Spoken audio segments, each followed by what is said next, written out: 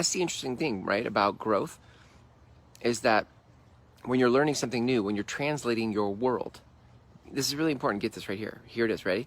When you're translating your world and your life's experience and trying to make sense of it, and you think to yourself, I have something really important here. Like what I'm learning right now is really important. And then you go and you share it with other people, even if you haven't lived it out yet. I wasn't great at email follow-up, and I wrote a book about it.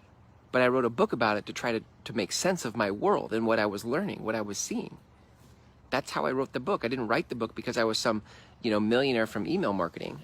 I wrote the book because I was seeing something and I was capturing something about my world. I was making sense of my world. For many of you, you're waiting to market yourself until you have figured out your world. You're waiting until you think you have all the answers and are the guru or the valid teacher before you share with the world what you've captured or what you've understood.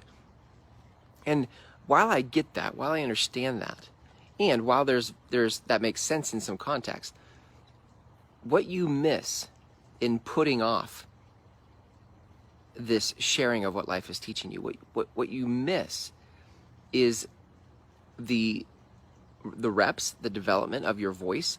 You can't develop your voice by not sharing. You not sharing will not develop your voice. And there's this, and so with that comes the price of embarrassment. That's just the price of it.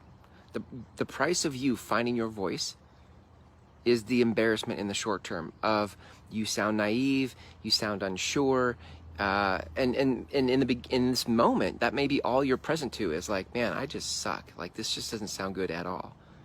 I'm unsure. It doesn't feel right. All that.